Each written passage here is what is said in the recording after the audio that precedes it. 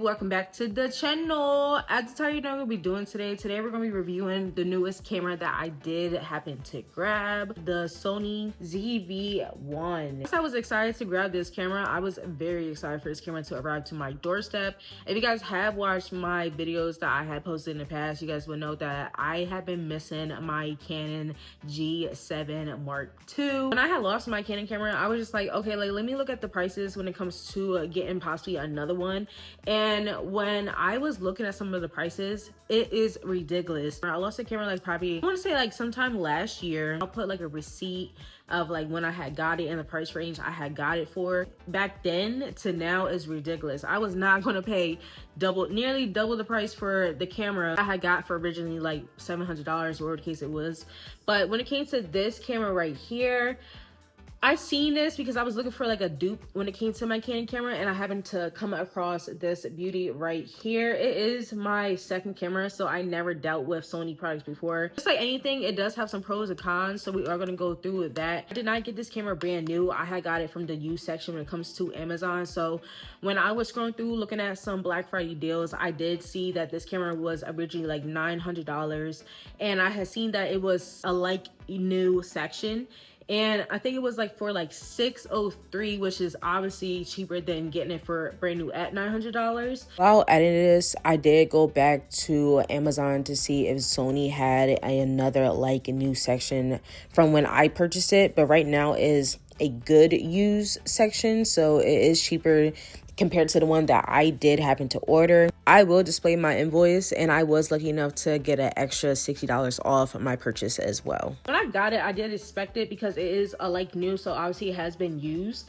And for me inspecting it, like it didn't have no scuffs, no marks. It's literally how they say in the description, a like new. I have this light right here. It is by the brand Newer, and I have used this brand before when it came to my ring lights. I did enjoy them, so I figured since they made a light for my Canon, since they made a light for my Sony, I was like, let me just grab this. Look at this camera right here, if it will focus. It has a little thing right here that you can just take out, attach the light to this right here, and you could tighten it so the flash won't come off the camera. And then this is what the camera would look like. This was the first accessory that I did buy. I did see some people buy a light that you had to put batteries in it. I did not want to worry about battery life when it came to my light right here. Chargeable one. So this is the charger that goes to here. Just a regular C cable right here that you can plug it right here. What you want, you can also detach this. The microphone system is right here. And then you have this puffball right here. I can't even think about the official name of this, but what this does is kind of muffles out the extra noises around your surroundings. And with this case, it is very much easy to pop out your lens so you can see what's going on and what your camera is capturing.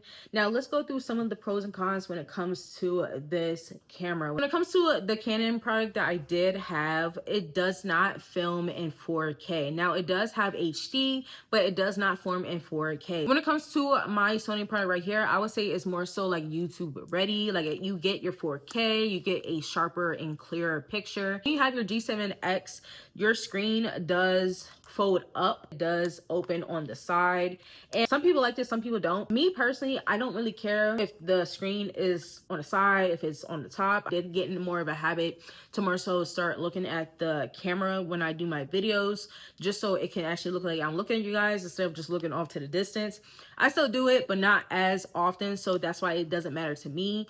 But some people for that reason just did not like that feature when it came to the comparison of the two. So they didn't like how this screen was on the side because they feel like their eyes looking off beyond the camera compared to having the screen up, and it still kind of looks like your eyes are looking directly into the lens. When it comes to the G7X, it does have a better zoom compared to this, so you do still get your zoom in and zoom out features, but not as a far distance compared to the G7X. All again, ready for your videos, not really necessary for pictures, even though you could take pictures. For me, just because I'm not using this camera to take pictures in, but if you are a person that was looking for a camera to take pictures at certain angles, certain distances, then this may not be the right camera for you. Like my Canon camera, I always remember like doing my videos and I always hear that clicking of my Canon camera clicking to zoom in and out on my face. And it's like, even when I try to edit, like I would try to put some background music so you wouldn't hear it as much, but I feel as though, like, at least to me, because I'm editing and I hear it all the time when I'm filming with that camera, you will hear that clicking. Now again, I don't have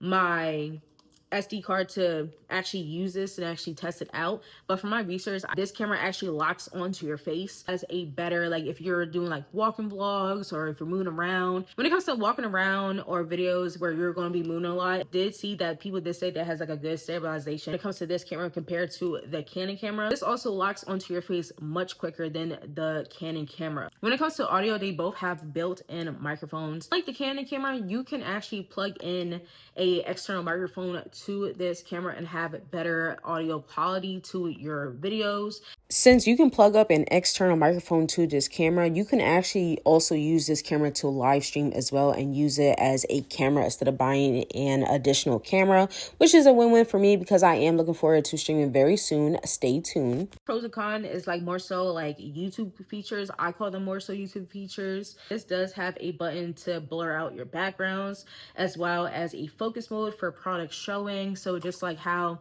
this iPhone, because right now I'm filming on my iPhone 16 Pro Max, not the 17 because I think they're kind of ugly, but the 16 Pro Max, just like how I'm showing you this product right here, it does have that autofocus that you do see right here, and it's more faster. Overall, when it comes to your Sony product, you do get your 4K, a screen that can move more. It does have a more flexible screen. So with my Canon camera, I can't just sit around and pull out the lens and just do like a whole 180 or just honestly, yeah, like almost a 360 with the lens. Unlike the Canon camera, I can't do that. You need to seize the lens at a different angle. You do have that. And then of course there is some cons. So the cons are going to be the zoom in feature, battery life when it comes to a 4K recording. I did see that the number one thing that you should buy when it comes to this Sony product is definitely get another battery. There is no flash, unlike the Canon camera that's already built into it. I wanted to do like a quick video for people that are trying to look up the difference